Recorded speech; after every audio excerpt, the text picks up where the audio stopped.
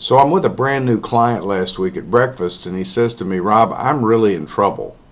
I've got to hire great people to grow this business. He said, when you get right down to it, my ability to grow this enterprise is entirely dependent upon my ability to identify, attract, engage, retain, and develop engineering talent. Now, this just happens to be an engineering company, and so the bulk of their work and the bulk of their workforce is the mid-level engineer. It's the engineer that's got 3 or 4 or 5 years to 9 or 10 years, somewhere in that vicinity. It's not the entry-level people. It's not the people at the top. It's that middle level.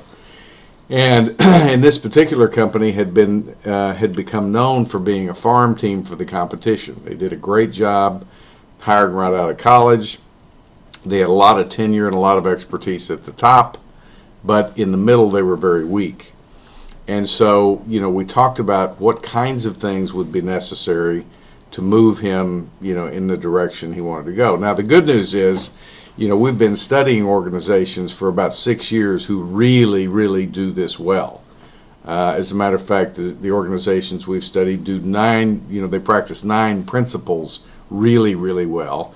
And so we've been gathering information for a long time about how to do different things better than most. And so in this particular instance, I was able to share with him another one of our clients with whom we've been engaged for about 5 years. And he was in exactly the same boat, in a very similar business, also an engineering business, not a different form of engineering, but very similar circumstances. And so this guy, our client of 4 or 5 years, has cracked the code. And what he's done is he's gotten very, very clear about his culture.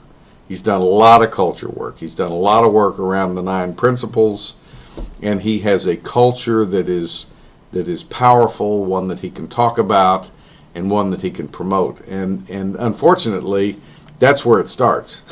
I mean, because you have to have a great culture to attract great people. What he's done beyond that is he's taken his recruiting function and transferred it from the human resources department to the marketing department. He is identified, now this happens to be a civil engineering company, so he's identified all of the civil engineers within each one of his major markets, and there are 5. He's loaded all those people into a CRM, and for about the last 18 months, they've been engaged in a campaign, if you will. So every month, every one of these people in the CRM, and there are thousands, gets something from my client. They get something, and it's not necessarily promoting them as an employer. It's something of value. It's a touch point resource, or some thought leadership piece that has to do with engineering and service and so forth. So that's been very effective, and it's caused people to think of my client first. If they get ready to move, they think about this particular company first, and then they've gone beyond that. The CEO, and all of this is very carefully orchestrated, but the CEO sends out 10 or 15 handwritten notes each month, actually each week now that I think about it, to high potential candidates, people that they've identified, people who are known by the organization that they know they would like to have on their team. So that's a proactive way to load the pipeline, if you will. It's impossible to make the right choices if you don't have any.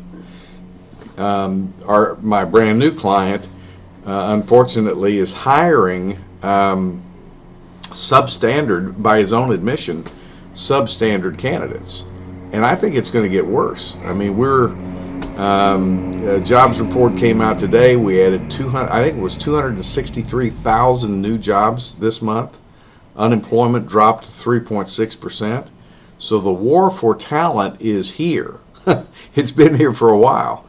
So having a way to load the pipeline and increase applicant flow and develop more choices is where the hiring process starts.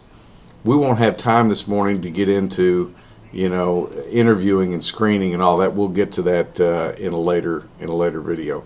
I hope this has been helpful for you, and we'll see you on the next one. Thank you.